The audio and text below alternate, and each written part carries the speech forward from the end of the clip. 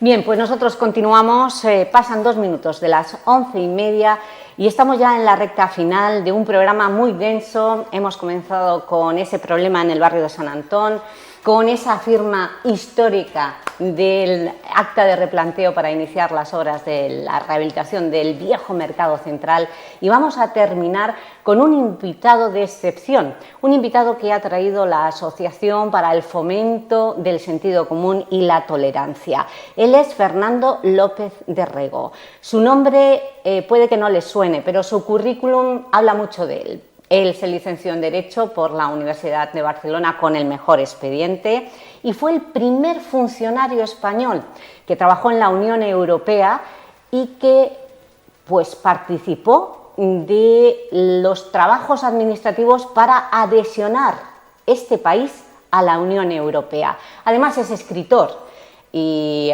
es uno de los mayores biógrafos, un experto de Santa Teresa de Calcuta y también del hecho religioso en Cuba, con su libro Fidel Castro y el más allá. Pues la Asociación para el Fomento lo trae a Elche para realizar una conferencia mañana viernes en el Centro Cívico de Candalix, lo que llamamos el Bailongo, a las 8 de la tarde. La entrada es gratuita, pueden ustedes acudir hasta completar aforo, y él va a hablarnos de un tema de máxima actualidad, ya que es un ex diplomático de los servicios jurídicos de la Unión Europea. Nos hablará de Donald Trump, de Europa y el mundo. Ahí queda la cosa. Bienvenido, Fernando López de Rego. Muchas gracias por la invitación. Encantado de estar en Teleelch y en Elche siempre. Bueno, pues, ¿qué pasa? ¿Qué le pasa a Europa? Usted ha sido uno de los mayores defensores de Europa, pero ¿estamos haciendo el ridículo? Bueno, el ridículo no sé. ¿Como europeos? El ridículo no sé, pero estamos perdiendo la iniciativa totalmente. Estamos yendo a remolque, es decir, estamos en una época en que da la sensación de que no tenemos un diseño, un proyecto propio, y estamos simplemente reactivamente en función de lo que van haciendo los demás. El caso de estos días... Es triste, usted ha trabajado para eso precisamente. Sí. La Unión Europea era necesaria cuando terminó la Segunda Guerra Mundial para que no ocurriera lo de la Segunda Guerra Mundial, y usted lo ha dicho. Aquí cada uno ha ido a lo suyo. Esto no es una Unión Europea, estos son los 27 países miembros y cada uno que se las pele. Claro, efectivamente veníamos de una historia bastante traumática, es decir, había habido 3 conflictos bélicos en el espacio de 3 generaciones. La guerra franco-prusiana, la Primera Guerra Mundial, la Segunda Guerra Mundial. Entonces, acometimos, gracias a unos visionarios de ese momento, Adenauer, de Gasperi, Jean Monnet, Schuman, la tarea de dejar de pelearnos para construir un proyecto común. Yo creo que el éxito fue bastante considerable, teniendo en cuenta de dónde veníamos. Pero efectivamente luego ha habido una ampliación a la Unión Europea, hemos llegado a ser 27 en estos momentos tras el Brexit, y otra vez tenemos que coordinar sensibilidades, historias, maneras de estar en el mundo, cosmovisiones diferentes. Entonces eso es un momento difícil. Paradójicamente, yo creo que el hecho de que Trump esté declarando la guerra arancelaria, esté anunciando que los europeos nos tenemos que ocupar de nuestra propia defensa y no vivir del cuento, pudiendo invertir en estado de bienestar porque la defensa la pagan ellos y tal, todo esto probablemente sea un acicate para intensificar una unión más estrecha dentro de la Unión Europea, que es de hecho lo que está pasando, porque obviamente ante una convulsión en el mundo, en lo comercial, en la reestructuración de las alianzas bélicas, etcétera, como la que estamos viviendo, es obvio que cada uno no puede hacer la guerra por su cuenta, y entonces eso es un estímulo para intentar unificar posturas, para intentar que la unión sea más estrecha, para acabar de hacer un auténtico mercado común, que finalmente todavía hay cosas que están pendientes. ¿Pero lo vamos a conseguir? Lo digo por el papel que está jugando Europa, por ejemplo, con lo de la guerra de Ucrania. Si apoyamos a Ucrania, ¿con qué? ¿Con qué armas? ¿Con qué armamento? Si hemos perdido a Estados Unidos como aliado, ¿qué panorama es el que... Bueno, el panorama, es decir, cuando uno, en fin, oye las voces más autorizadas en lo económico, en materia de defensa, etcétera, a la conclusión que llega es que nadie puede prever con exactitud qué es lo que va a pasar, puesto que personas muy autorizadas opinan cosas radicalmente distintas. Hay quienes consideran que efectivamente el acabar, como está acabando Trump, con los 80 años de la era del libre comercio, en el comercio internacional, puede ser favorable para ellos, y hay quienes opinan que está auténticamente disparando sobre su propio pie, como dicen los anglosajones, o tirando piedras sobre su propio tejado, como decimos con nosotros, porque eso le va a llevar a una recesión descomunal y a la ruina.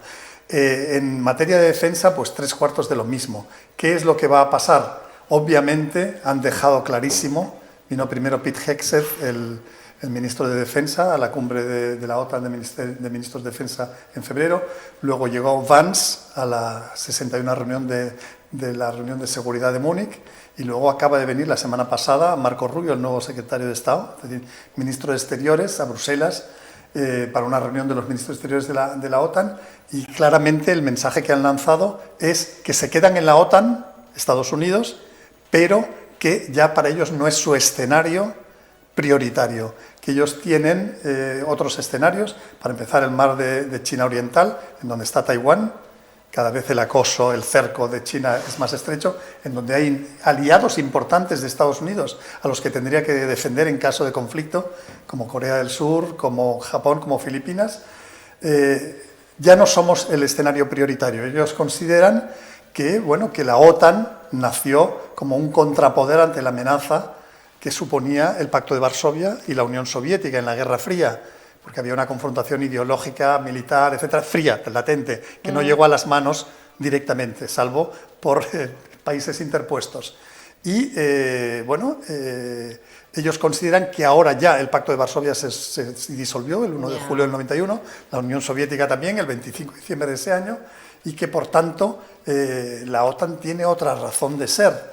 Si no se retiran, en gran parte es porque siempre les va a beneficiar el tener el apoyo bélico en caso de conflicto de los 31 países restantes de la OTAN, pero aparte por una razón muy concreta, y es porque en la OTAN hay una prioridad de compra de material dentro de la OTAN, y obviamente en un momento en que está hablándose de multiplicar el gasto en defensa, pues las compras irían a Estados Unidos, es decir, que eso dinamizaría la industria norteamericana, que es una de las prioridades de Trump. Sí, lo es, lo estamos viendo. Pero, ¿usted es de la opinión de si vamos a entrar en una tercera guerra mundial? Hombre, yo obviamente espero que no, pero lamentablemente hay dos escenarios muy peligrosos. Antes se hablaba de otros, ahora en estos momentos tenemos el europeo, lamentablemente, y tenemos, por la guerra híbrida de Putin y por todo el conflicto de Ucrania, que cada vez se ve más difícil la resolución, y luego tenemos el enfrentamiento entre la superpotencia del siglo XX, que Estados Unidos, y la superpotencia emergente en el siglo XXI, que es China, que ya en algunos indicadores ya es la primera superpotencia. Hay toda una serie de rubros en los que China demuestra que ya es la número uno, aparte que tiene un diseño. Desde que Mao Zedong ganó la guerra civil china a Chiang Kai-shek en 1949, tiene un diseño para celebrar el centenario 2049, ser primera potencia económica, militar, deportiva, tecnológica, etcétera, y van hacia ello con partido único, pero al mismo tiempo libertad de empresa y propiedad privada lo tienen mucho más fácil. Es lo que estamos viendo, ¿no? Donald Trump ha escenificado con su guerra arancelaria ese ataque, esa agresión directa a China, porque ahora ya los aranceles han caído, bueno, nos han dejado un 10% al resto, pero a China... A China la tiene enfilada. Que efectivamente... A China la tiene enfilada. Ayer 125% de arancel le puso, nada menos. Efectivamente. Cuando ha congelado 90 días los aranceles a los demás. ¿Esto es muy grave? Es muy grave porque es que claramente, además, la administración de Trump tiene bastante incontinencia verbal, es muy poco diplomática, como vimos con la encerrona a Zelensky en la Casa Blanca. Bueno, y ayer mismo, anteayer, diciendo sí, que le besen el culo. El propio Donald Trump, que me tienen que besar el culo. Es decir, yo que pensaba que ya no tenía capacidad de asombro. Cuando vi lo de Zelensky, habiendo sido diplomático en la Unión Europea, pensé que una cosa así no la iba a ver en mi vida. Pero lo de kiss my ass, como dijo, dice, 75 countries have kissed my ass. 75 países han besado mi culo pidiendo que negociemos, que por favor, que no los agredamos arancelariamente. Es decir, es una incontinencia verbal fuerte que ha trasladado a colaboradores mucho más moderados, como Vance, que es un hombre de Yale, un intelectual, como a Marco Rubio, como, en fin, es una incontinencia verbal muy fuerte y no dudan permanentemente en hacer referencia a China. Incluso todos los conflictos internacionales que está suscitando, como el de Groenlandia, el de Gaza, el del Canal de Panamá, siempre hay una referencia a China. Por ejemplo, el tema de Groenlandia, dice, no, es que nosotros lo que no queremos es que cuando Groenlandia se independice de Dinamarca, todo apunta a eso, dice que venga China con un montón de dinero y se hagan sus grandes socios y amigos.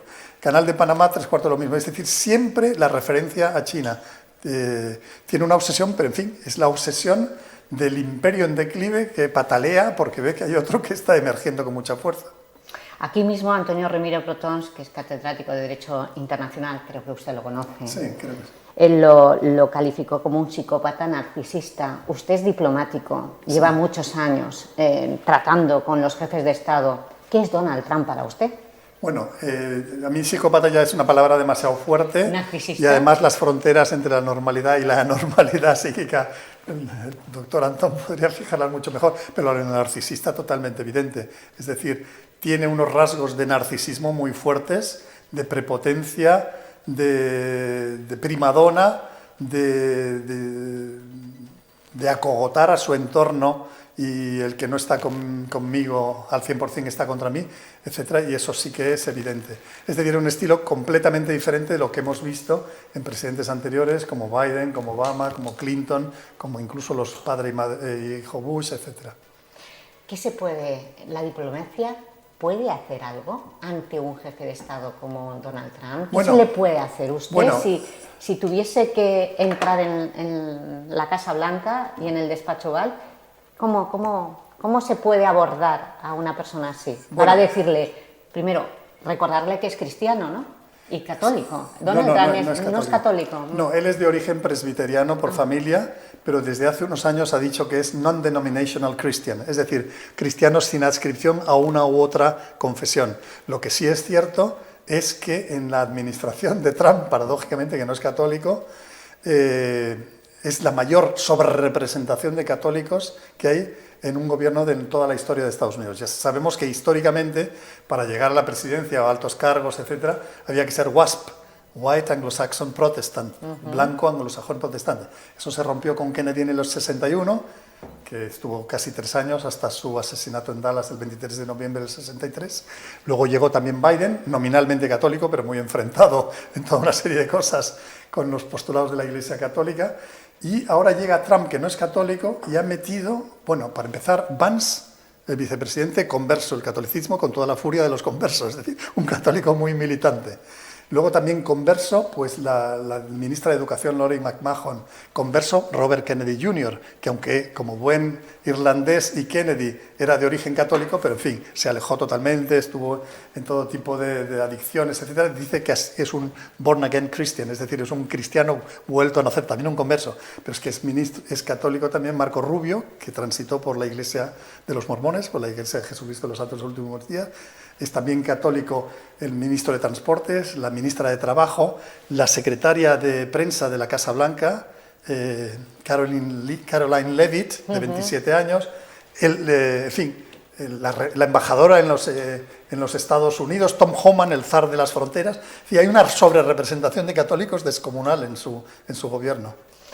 ¿Cómo se puede abordar a Donald Trump? ¿Qué líder en la actualidad está capacitado para poder mantener a raya a esta persona que está desbocada? Bueno, la cuestión es difícil. Yo creo que lo que hay que hacer es lo que ha hecho Claudia Sheinbaum, la presidenta de México, que es no entrar en la confrontación, en la escalada verbal, en las actitudes reactivas, sino bueno, tomar una cierta distancia ante las cosas y analizarlo. Trump es avasallador. No puedes, él además está convencidísimo de que Estados Unidos todavía es el más potente, de que tiene armas, para empezar los aranceles, que es su arma preferida, para doblegar a todo el mundo, como ya ha doblegado a varios. Por ejemplo, al presidente de Colombia, Gustavo Petro, que no quería admitir el vuelo de los deportados, y cuando le dijo, pues un arancel de 25% esta semana y 50% a partir de la semana siguiente. Y ya lo ha hecho. Entonces, fue la Federación Nacional de Cafeteros y la de Exportadores de Flores. Colombia es el segundo productor de café del mundo, el segundo productor de flores frescas del mundo. Fueron a Gustavo Petro y dijeron, oye, esto no, tuvo que retractarse y los deportados fueron a Colombia. Entonces, ¿qué hacer? Bueno, pues yo creo que analizar las cosas con frialdad. En materia de aranceles, no ser tan reactivo. A lo mejor no nos interesa poner los mismos aranceles que él está poniendo, es decir, poner los mismos aranceles a los productos estadounidenses que él pone a los de fuera. Y en todo caso, en fin, la psicología de imperios muy antiguos como China, que tiene 4.000 años, o Rusia, desde el Rus de Kiev del año 879, que tiene 1.000 y pico años, son países muy orgullosos, Rusia, China y tal, que no van a ceder al chantaje bajo ningún concepto. Entonces, bueno, con esos el enfrentamiento puede ser asegurado, sobre todo con China. Con nosotros, nosotros sumados, económicamente somos más que Estados Unidos, la Unión Europea. Tenemos que ver qué es lo que hacemos, pero una cosa que Trump puede provocar es la reordenación de las alianzas. Nosotros, por ejemplo, lo primero que vamos a hacer como Unión Europea es acercarnos a los dos países más poblados del planeta. China, 1.400 millones de habitantes y pico, India, 1.400, dos potencias emergentes. Entonces, bueno, ha habido una alianza transatlántica desde las guerras mundiales muy fuerte, se la puede cargar, porque nosotros podemos, y además apoyados en la opinión pública en gran parte, irnos hacia otro tipo de alianzas. Eso es lo que le iba a preguntar y con esto terminamos. ¿Quiénes son los buenos en este mundo? Europa, ¿a quién nos convienen como aliados? Bueno, Europa yo pienso que por el gran prestigio que le dio el revertir un proceso histórico de enfrentamientos y convertirlo en un proceso de unificación, de colaboración y tal, tiene que recuperar para empezar la autoridad moral. Yo, en fin, he representado a la Unión Europea en algunas negociaciones internacionales, como el Pacto sobre el Tratado Antártico, como esto y lo otro, y siempre notabas que había un respeto a nuestras posiciones en la cumbre de medio ambiente de Río de Janeiro del 92. Siempre había un respeto porque se nos veía no como el interesado que solo va a lo suyo, sino que tiene una conciencia de lo que es justo, de lo que es correcto, de lo que es beneficioso para el planeta en su conjunto. Europa tiene que intentar recuperar el ser una referencia moral ante gente que va a lo suyo, porque eso es un valor, incluso a la larga, hasta económico. Es decir, la mejor manera de ser interesado es ser desinteresado, que te capten como una persona que va con otro tipo de criterio. Entonces, Europa tal vez tendría que aprovechar este momento para reflexionar sobre quién es, qué es lo que quiere hacer, cómo recuperar el sentido, cómo recuperar su carácter de referente moral en el mundo, etc. Qué difícil. Qué difícil. ¿Qué consejo les daría usted como diplomático a quienes están ahora haciéndose esas reflexiones? ¿Cómo recuperarnos? Bueno, yo les recomendaría inspirarse por las noches, como libro de cabecera, leyendo a los padres fundadores. Konrad Adenauer, Alcide de Gasperi, Jean Monnet, Robert Schuman, gente que veía las cosas con amplitud de miras y que pensaba en el mayor bien de Europa y de la humanidad. Pues esperemos que Europa no esté viviendo una pesadilla o que acabe pronto esta pesadilla. Usted ha estado viviendo en todos los continentes. ¿En qué país se queda para vivir? ¿España? En España. ¿Por qué? Bueno, obviamente porque... Bueno, aquí a pesar de sus raíces, pero ¿España qué es? ¿Qué es? ¿Es una isla dentro o es algo más? Es decir, España, para empezar, tiene una calidad de vida, eso lo reconoce todo el mundo, que difícilmente existe en otras latitudes. En España hay una seguridad ciudadana que es un bien preciadísimo en estos tiempos. Es decir, hay muchas partes del mundo en que a las 6 te tienes que retirar a tu casa porque si no estás en peligro. En España tenemos una seguridad social que, ponderadas las 5 clasificaciones que se han hecho por desde distintos enfoques en distintos lugares, prácticamente está entre las 2-3 mejores del mundo.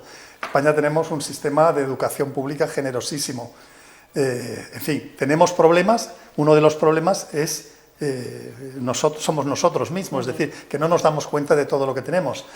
Pero, considerado en el conjunto, yo me quedaba, desde luego, a vivir a España. Pues le he preguntado del país y ahora le pregunto con qué líder actual se queda usted.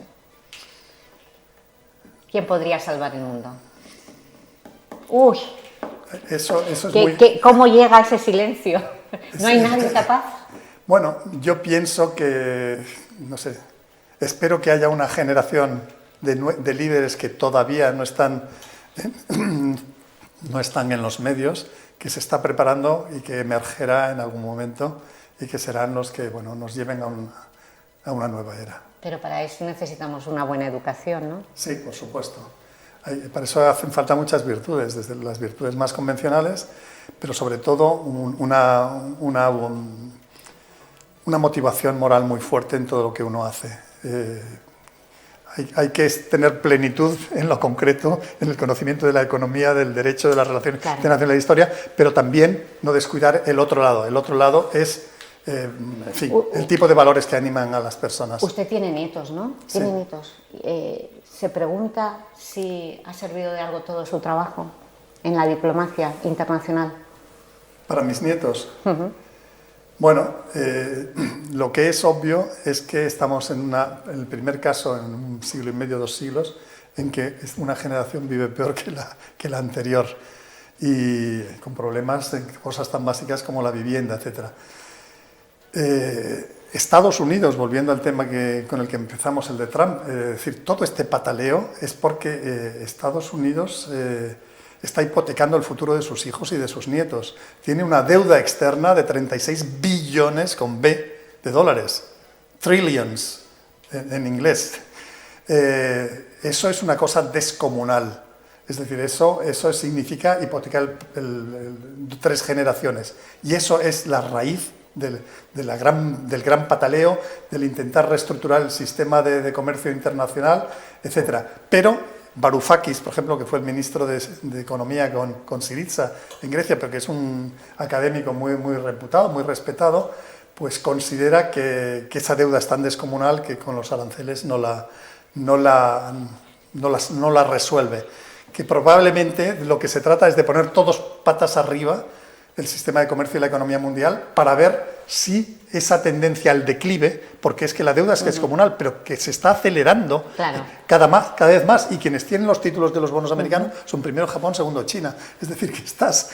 Bueno, pues Fernando, no hay tiempo para más. Es interesantísimo las claves, las pinceladas que nos está dando de nuestra historia y de la actualidad, de las raíces, de lo que estamos sufriendo en estos momentos. Si ustedes se han quedado con ganas de más, mañana lo tendremos en el Centro Cívico de Candalix. A Fernando López de Rego. Gracias. Muchas gracias.